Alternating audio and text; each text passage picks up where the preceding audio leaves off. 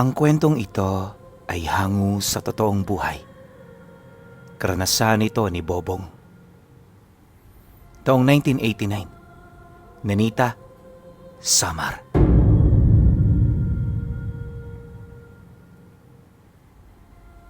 Noong mga panahong ito, kasalukuyang nasa edad 17 anyos itong si Bobong. Kasakasama niya noon palagi ng tatay niya sa pagbebenta ng iba't ibang gulay sa baryo. Nilalako lang nila ito gamit ang malaki nilang kariton. Halos buong araw nila itong ginagawa, kaya wala na silang panahon pa para manatili sa tahanan nila. Nakakapagpahinga lamang silang mag-ama kapag sumasapit ang araw ng linggo. Nakagawian na kasi nilang magtrabaho sa araw na yon upang mabigyan ng pagkakataon ang kanilang mga sarili na gawin ang mga bagay-bagay na hindi nila napagtutuunan ng pansin. Sa kabuuang lugar din ng Nanita, halos lahat ng tao kaibigan nila maliban na lamang sa iilang individual na madalang nilang nakakasalamuha. At kabilang sa mga ito, ang matandang babaeng bao na kilala sa tawag na Lydia. Matagal na itong naninirahan sa lugar nila. Nasa dulo ng baryo ang bahay nito, kaya hindi yun gaanong nakikita na dumaraan sa mga kabahayan. Ipinagpapasalamat naman yon ng mga tao, lalo pat may agam-agam sa baryo ukol sa pagiging aswang nito. Marami ang naglalahad ng samut-saring kwento ukol sa pagkatao ng matanda. Pero kapag nakikita niya yung dumaraan sa baryo, walang kahit isang tao roon ang naglalakas loob na magsalita. Animoy bawat isa sa kanila na babahala sa maaaring gawin ng matanda. Nang mapansin naman yun ni Bobong, nagkaroon siya ng interes sa matandang nagngangalang Lydia. Bagaman isang uhuging bata na madaling matakot, hindi niya maipagkakaila ang matinding pagmamalabis na malaman ang totoong pagkatao nito. Nung una rin kasi niya itong nakita, napansin niyang may maamo naman itong muka. Kagaya rin niya ang matandang yon, na likas na mahiyain kapag nasa harap ng karamihan. Ramdam din niyang mabait ito. Yun nga lang, hindi nabibigyan ng pagkakataon dahil sa mga mapanghusga nilang kababaryo. At ang ganun niyang pag-iisip ang naging daan upang magtanong siya ng magtanong sa kanyang ama. Sa mga unang pag-uusap nila, nasasagutan naman ito ang kanyang mga tanong, pero nang malapit na ang paksa nila hinggil sa pagkatao ng matandang si Lydia, bigla itong napatahimik. Imbis din na sumagot, naging malikot ang mata nito na animoy merong hinahanap. Pagkatapos nun, muli itong tumingin sa kanya habang nagsasabi ng, "Mapanganib na sambitin kung saan-saan ang kanyang pangalan. Naiintindihan ko naman ang pagiging kuryosidad mo, anak. Pero may mga panahon para dyan. Balang araw, malalaman mo rin ang ibig kong sabihin." Dahil sa sinabi nito, hindi na siya umusad pa. Ang ginawa niya, pinalipas niya muna ito ng ilang araw bago na naman siya magtanong. Subalit sa pagkakataong yon, nagpasya siyang ang kanyang ina ang tatanungin niya tungkol sa mga bagay na hangad niyang malaman. Pagsapit ng araw na kanyang hinihintay, iniwasan na muna niyang makipag-usap sa kanyang ama. Itinoon din niya ang kanyang wisyo sa pagtitinda upang wala itong makitang butas sa kanya. Dahil sa ganun niyang ginawa, natapos ang kanilang trabaho na hindi siya pinagdududahan nito. Pagpatak ng gabi, matapos ang kanilang hapunan, dito na siya naglakas loob na kumprontahin ang kanyang ina ukol sa mga bagay na gusto niyang malaman. Nay, kilala niyo ba si Aling Lydia? Marami kasi akong naririnig na kwento sa kanya eh. Karamihan dito hindi maganda. Bakit ho ba ganun ang trato ng mga tao sa kanya? May mali ho ba siyang nagawa?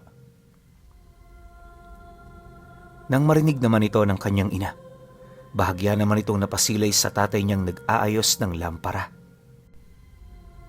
Ilang segundo rin yung nanahimik bago ito magsimulang magsalita. Ayon dito, walang basihan at patunay ang kwento ukol sa matanda. Ang pinagbasihan nila ng mga bagay-bagay ay ang mga istoryang nagmula sa mga taong may personal na galit sa matanda. Ngunit sa kabila ng mga mapanirang istorya, hindi ito pinapansin ni Aling Lydia. Masaya niyang ipinagpapatuloy ang kanyang buhay nang hindi na kailangan pang patunayan ang kanyang sarili sa iba. Dagdag pa ng kanyang ina na matagal nang naibaon sa limot ang patungkol sa pagiging aswang nito, kaya hindi nila noon maisip kung bakit unti-unti na naman yung nauungkat. Ang mas nakakalungkot pa, mag-iisa't kalahating dekada nang hindi nawawala ang mga ganoong usapan kahit wala namang ginagawa ang matanda sa lugar nila. Gayunpaman sa kabila nito, nananatili pa rin ang takot ng mga tao rito. Marahil yun ang dahilan kung bakit mas lalo nilang pinapasama ang matanda sa kanilang lugar. Matapos naman itong makapagsalita, agad naman itong umalis sa hapagkainan. Pagsilay naman niya sa tatay niya, naramdaman niya ang parang lihim nitong galit sa kanya. Bukod kasi sa hindi yun makatingin, pilit nitong inaabala ang kanyang sarili sa pag-aayos ng lampara. Makalipas pa ang ilang minuto, dahan-dahan naman itong tumayo, kasabay ng pagwika nito sa kanya ng, "Huwag mo na yang pansinin pa, anak. May kanya-kanya tayong buhay, tsaka problema. Hayaan mong resolbahin niya ang sa kanya." Pagkarinig naman niya sa sinabi nito, wala na rin siyang nagawa kundi ang pumasok na sa kanyang silid. Akala ng tatay niya na imulat na nito ang kanyang mga mata, pero lingid sa kanilang kaalaman, mas lalo lang nila itong binigyan ng rason upang ipagpatuloy ang paghahanap ng mga kasagutan patungkol sa pagkatao ni Aling Lydia. Isang hapon, nang mataong nakauwi sila ng maaga, hindi naman nagdalawang isip itong si Bobong na magpaalam sa mga magulang niya. Makikipaglaro umano siya ng tagu-taguan sa kanyang mga kababata at uuwi lang din naman pagtungtong ng 7:00. Dagdag pa niya na nasa sentro lang naman sila, kaya wala itong dapat na ipag-alala. Matapos niyang makapagpaalam, dali-dali naman siyang umalis, kaya hindi na siya napigilan. Pagdating niya sa baryo, sa halip na kitain ng kanyang mga kaibigan, dire-diretso siyang naglakad patungo sa dulong parte ng baryo. Mag-iisang kilometro lang naman ang layo nito, kaya sa isip-isip niya, makakauwi rin naman siya kaagad bago pa man sumapit ang 7:00. Ilang minuto pa ang lumipas nang makalayo na siya sa kabahayan. Agad naman siyang nagsindi ng sulo kasabay ng dali-dali niyang pagtahak ng daan. Purong kakahuyan noon ang bumungad sa kanya, ngunit hindi naman siya nakaramdam ng kahit ano. Nababahala man, sinubukan niyang itago ang kanyang takot upang maisagawa niya ang kanyang plano. Maya-maya pa, pagsilay naman niya sa bahay nito, dahan-dahan siyang lumapit. Yung sulo niya, iniwan niya sa malayo upang hindi siya nito basta-bastang makita.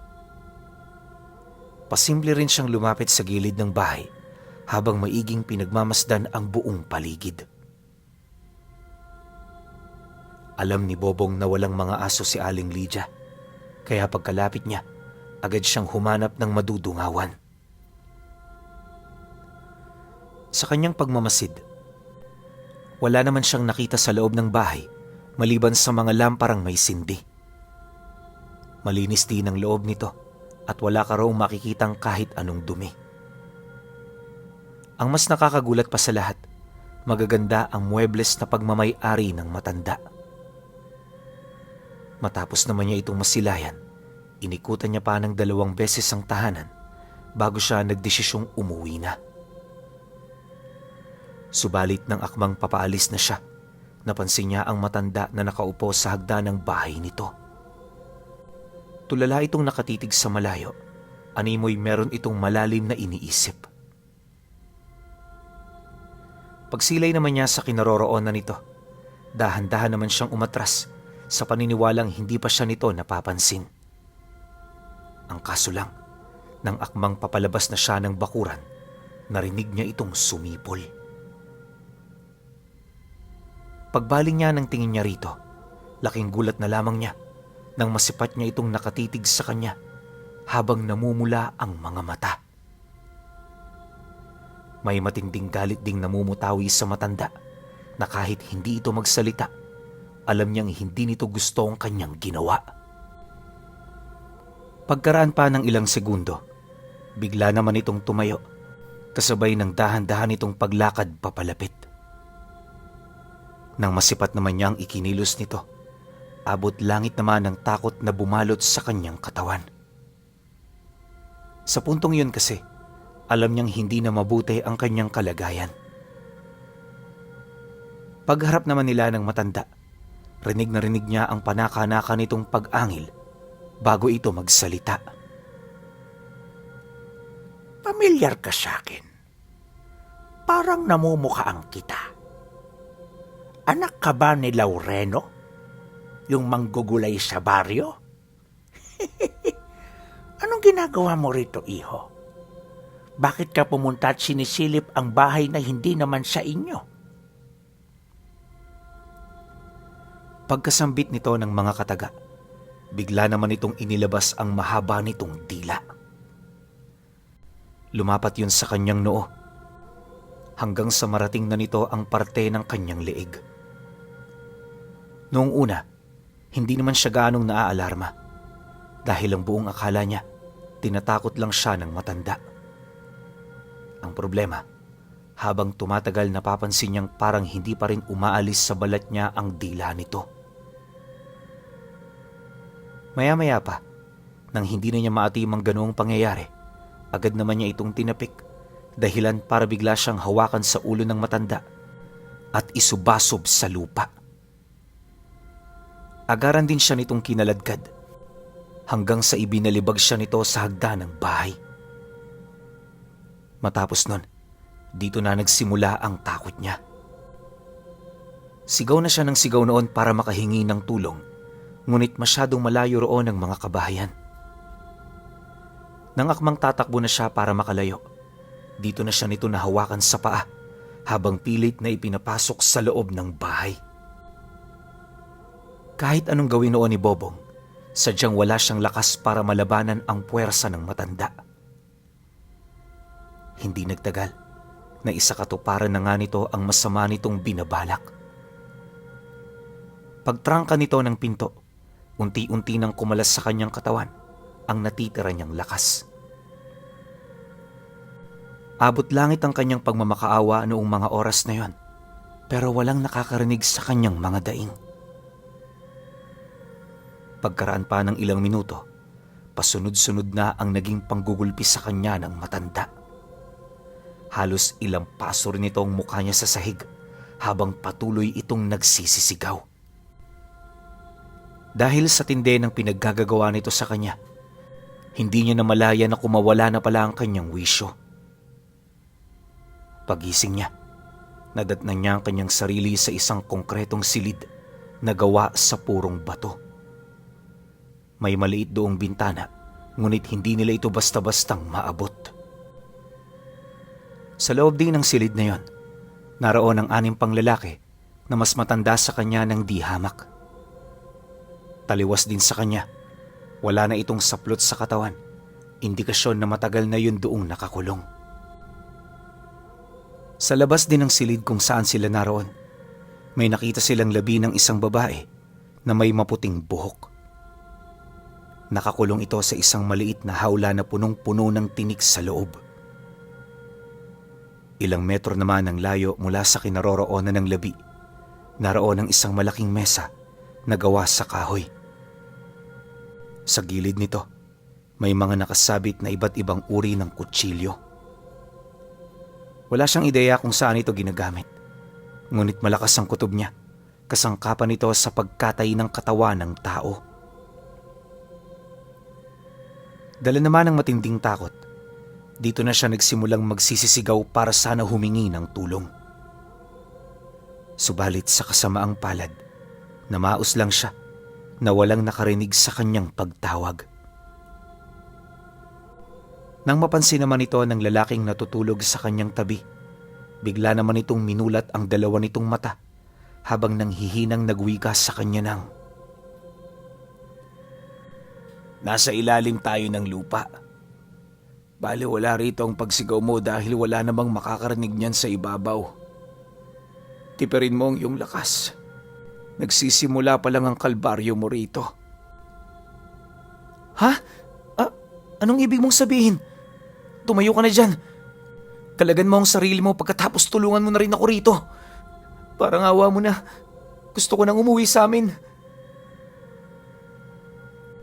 Nang marinig naman ito ang kanyang sinabi, bigla naman yung tumahimik.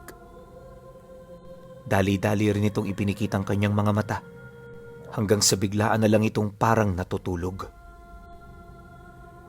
Maya-maya pa, dito na rin bumaba si Aling Lydia na walang patid sa pagmumura. May hawak-hawak din itong latigo. Animoy meron na naman itong sasaktan sa kanila. Pagdating nito sa silid kung saan sila naroon, agad naman yung nagsalita ukol sa mga bagay na kinakailangan nilang sundin. Dagdag pa nito na hindi sila masasaktan ng husto kung susunod sila sa lahat ng abiso nito. Hindi kayo rito mga preso. Sa mga susunod na gabi, darating ang mga kaibigan ko. Mamimili sila sa inyo kung sinong gusto nilang alipinin. Ituring nyo itong magandang pagkakataon para makalaya sa impyernong ito. Ang mga hindi naman mapipili, pasensyahan na lang, kagaya ng mga nauna sa inyo. Dito na rin kayo mamamatay. Pagkarinig naman niya sa sinabi nito, nagpumilit naman siyang makapumiglas sa taling nakagapos sa kanyang kamay upang makapagmakaawa sa matanda. Ngunit sa pagkakataong yon, nakapagtatakang hindi na siya nito kilala. Ilang araw pa ang lumipas, pakiramdam ni Bobong taon na ang kanyang nilalagi sa lugar. Halos mawalan na rin siya ng bait, subalit kapag naiisip niya ang kanyang pamilya, nahihimasmasan siya. Sa pamamagitan kasi ng mga ito, nagkakaroon siya ng pag-asa. Kalaunan, nang dumating na ang mga bisita ng matanda, dito na sila nito pinalabas sa silid. Isa-isa rin sila nitong isinilid sa makikipot na hawla na animoy mga kakataying hayop. Habang nakaharap sa mga ito, wala na silang nagawa kundi ang manahimik at mapayuko. Kung dati, paulit-ulit siyang nagpupumiglas para lang makatakas, sa mga sandaling yon, hindi na rin siya nalalayo sa kilos ng mga kasamahan niyang nauna roon sa kanya. Pagsimula naman ang pamimili ng alipin ng mga nilalang, siya kaagad ang napili ng lalaking nakaupo malapit kay Aling Lydia. Tipo kasi nito ang mga bata, gawa ng mas madali umano yung paamuhin. Dagdag pa nito na, sa estado ni Bobong, konting pagkain lang, manunumbalik na ang dati nitong lakas. Nang marinig naman ni Aling Lydia ang sinabi nito, agad naman siyang tinanggal sa hanay. Itinali siya nito sa tabi ng silid, indikasyon na hindi na siya kasali sa pamimili. Matapos nun, nagpatuloy ang pagbili ng mga kapwa nito aswang hanggang sa 2 na lamang ang natira.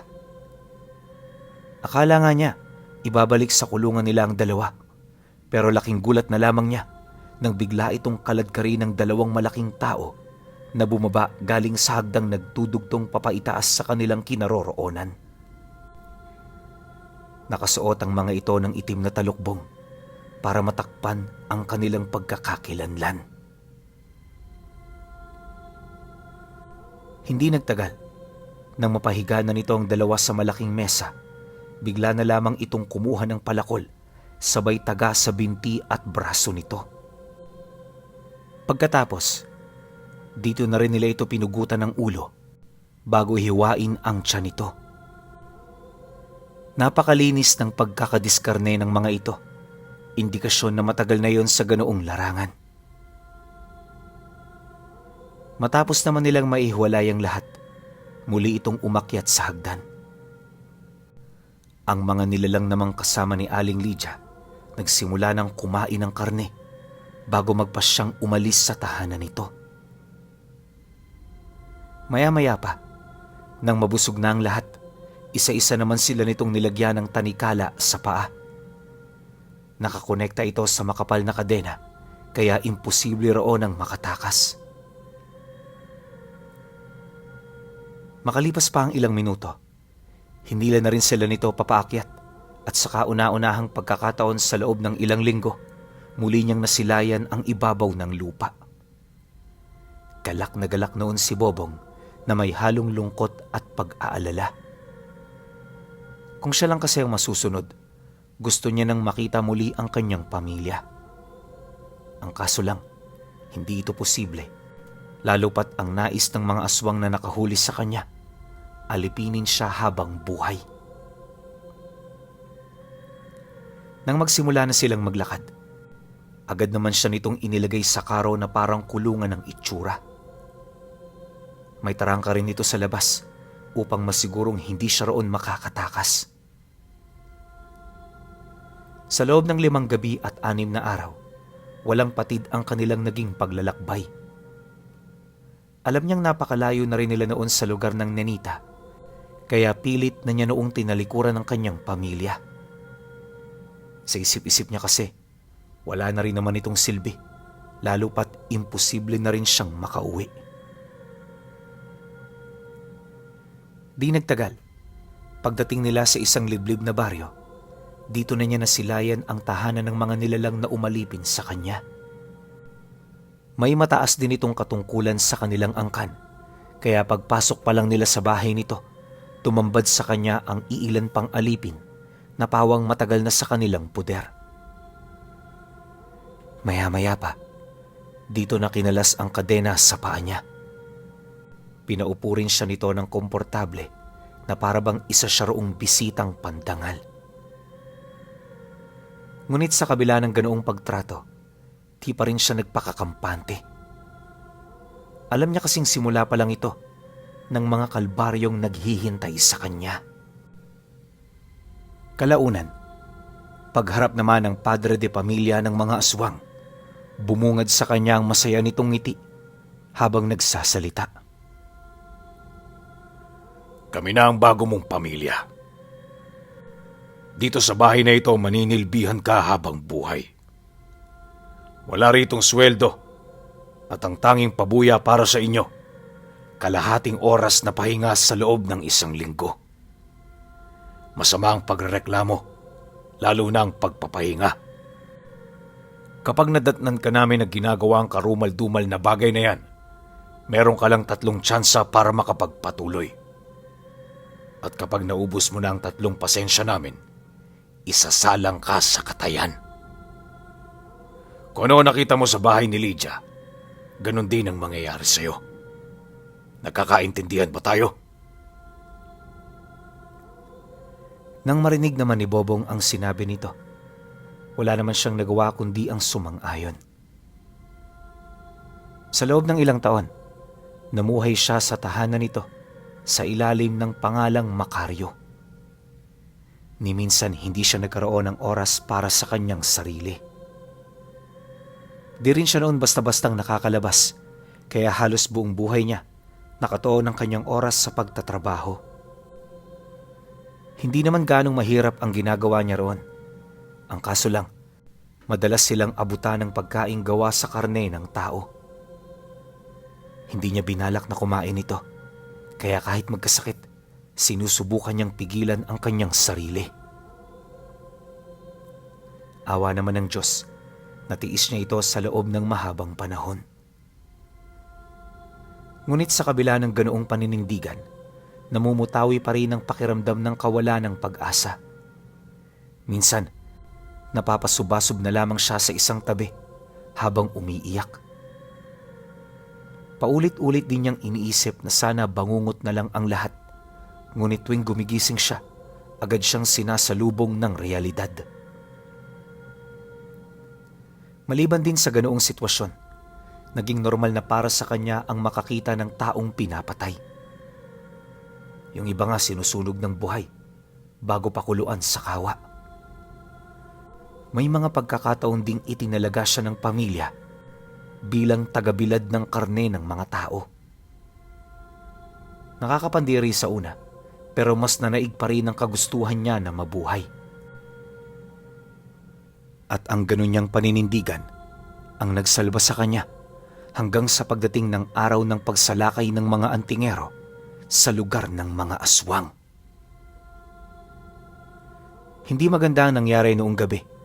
Gawa ng maraming bilang sa mga alipin ang hindi na rin hinayaan pa ng mga antingero na makaligtas. Akala nga noon ni Bobong, mamamatay na rin siya. Kaya ang ginawa niya, nagkubli siya sa imbakan ng mga karne. Subalit pagkatapos ng pagsalakay, nahanap din siya ng mga ito. Nung akmang tutuhugin na siya sa kawayan, may isang matandang albularyo ang pumigil sa gagawin sanang kilos ng mga ito. Paglapit nito sa kanya, may ipinalagok ito sa kanyang likido at pagkatapos nito inilahad ng matanda na tanging siya lang ang alipin doon na hindi nakakain ng karne ng tao. Dahil sa ganoong rason, wala silang karapatang paslangin ito. Baguhan ka lang ba rito? Napakaswerte mo, Noy, kung ganon. Halika na, sumama ka na sa amin. Pasensya ka na sa mga kasamahan ko. Gustuhin man namin silang isalba. Wala na kaming magagawa para matulungan sila. Naging depende na sila sa karne ng mga tao, kaya ko ibabalik namin sila sa komunidad. Magdudulot lang sila ng kaguluhan. Sana naman naunawaan mo ang mga sinasabi ko. Nang marinig naman niya ang sinabi ng matanda, tumangulang naman siya hudyat ng pagsang-ayon. Matapos nun, tahimik lang siyang sumunod hanggang sa naisakay na siya nito sa kalesa. Dali-dali nilang tinahak ang daan papalayo sa lugar at nung hindi niya na ito natatanaw, dito na siya huminga ng malalim. Napakasarap ng sariwang hangin, kaya habang nilalanghap niya ito, hindi niya maiwasang magpasalamat sa mga taong nagbuwis ng buhay upang siya ay mailigtas. Ilang araw pa ang lumipas matapos ang kanyang paglaya, napadpad siya sa isang maliit na nayon. Lahat ng tao roon kakilala ng mga antingero, kaya sa kauna-unahang pagkakataon, nagkaroon siya ng kapanatagan sa kanyang sarili.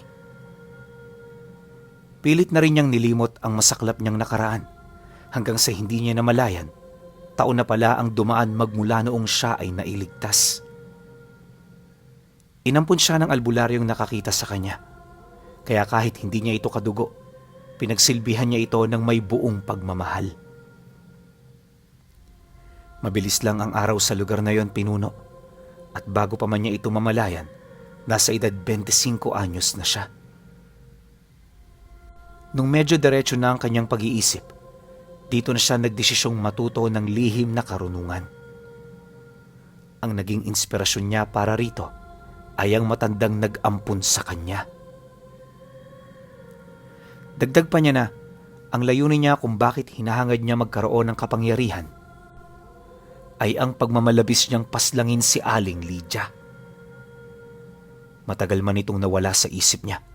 Hindi niya kayang talikuran ang matinding paghihirap na kanyang pinagdaanan dahil sa mga naging desisyon nito. Naniniwala rin siyang buhay pa sa mga sandaling yon ng matanda, kaya wala na siyang oras na dapat sayangin. Nang marinig naman ito ng albularyong umampun sa kanya, sinuportahan ito ang mga bagay na hangad niyang mangyari. Sa tulong din ng mga kaibigan ng matanda, mas naging mabilis ang kanyang mga pagsasanay. Yun nga lang, marami siyang isinakripisyo para makamit ang antas ng karunungan na kanyang hinahangad. Hindi nagtagal, pagkaraan ng 9 na buwan, naramdaman niyang handa na siya. Nung mapagtanto naman ito ng kanyang mga maestro, nagdesisyon itong magtipon bago sumapit ang pag-alis niya. Sinang-ayon na naman niya ang plano nito. Gawa ng sa isip-isip niya, aalayan lang siya nito ng dasal pang kaligtasan. Kinagabihan, nang dumating na ang kanilang mga hinihintay, dito na nagsimula ang masinsinan nilang pag-uusap.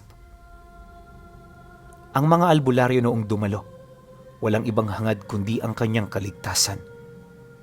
Inakala rin niyang magiging emosyonal lang ang pagpapaalam ng mga ito. Pero nang magsimula ng magsalita ang kinikilala niyang ama roon, dito na nagbago ang kanyang pananaw sa kasalukuyang nangyayaring pagkakatipon. Pasensya ka na, Bong. Ngunit hindi namin hayaang umalis ka rito ng nag-iisa. Mapanganib ang gagawin mo, kaya hayaan mong tulungan ka namin. Tandaan mo, wala kaming ibang hangad kundi ang mapabuti ka. Bukas halis tayo at kasama mo ang buong hukbo ng mga albularyo. Atin ang tutuldukan ang kasamaang ginagawa ng demonyong yon. Nang marinig naman niya ang sinabi nito, mas lalo siyang nakaramdam ng kasiguraduhan. Alam niya kasi na sa pamamagitan ng mga albularyo, wala nang imposible sa kanyang plano. Sa pagpapatuloy naman ng kanilang pag-uusap, dito niya na isa-isang inilahad ang mga lihim na kanyang nalaman.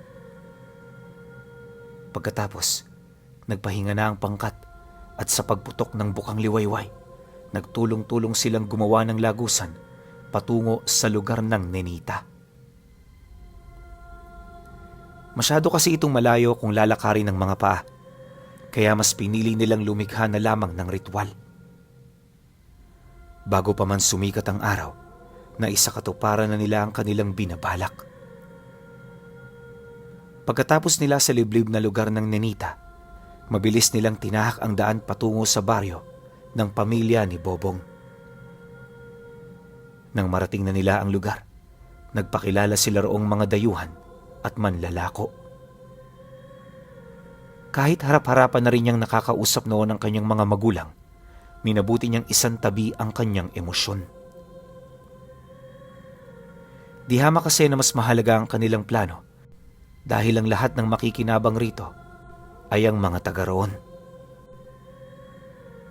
Kinahapunan, nang marating na nila ang lugar ni Aling Lydia, agad nila itong pinalibutan. Alam nilang naroon lang sa loob ang matanda, kaya hindi na nila ito binigyan ng panahon para tumakas. Pagkagat ng dilim, sama-sama nilang pinasok ang bahay, dahilan para hindi na ito makapalag. Nahanap din nila ang silid na pinagkulungan sa kanya, kung saan may mga panibago na naman doong biktima. Upang mapagsisihan ni Aling Lydia ang lahat ng kanyang kasalanan, itinali ng mga albularyo ang lahat ng kanyang galamay. Baging lang ang ginamit nito, pero may mga palaman itong pangontra laban sa aswang. Matapos nun, itinarak nila sa kawayan ang likod nito habang pilit na hinihila pabalik. Yung iba naman nilang kasama, pinipilit ding itayo ang kawayan, kaya hindi nagtagal, tumagos ito sa katawan ng matanda. Dahil sa pangyayari, bigla naman itong naagnas at sa loob lang ng ilang segundo, naging bungo na lamang ang labi nito. Nang masipat naman nilang patay na si Aling Lydia, sinunog nila ang pugad nito bago sila umalis. Magmula noon, ang tinik na nakabaon sa kanyang puso, unti-unti nang nawala. Kalaunan, nakalimutan na rin niya ang aswang na minsang nagpahirap sa kanya na si Aling Lydia, ang kinakatakutang matanda sa lugar ng Nenita, Samar.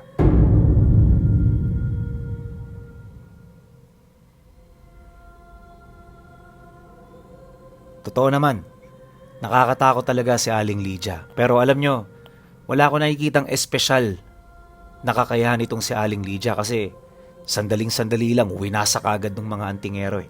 Pero syempre, di natin masasabi, baka yung nakasama ni Bobong, hindi niya rin alam na baka lahat yun purong dibino. Kaya kita ninyo, sandaling-sandali lang tinapos si Aling Lydia. Tsaka sa tingin ko sa aswang na to, alam niyo yun, tindero lang to so ordinaryo lang siya kaya hindi siya ganun kalakas.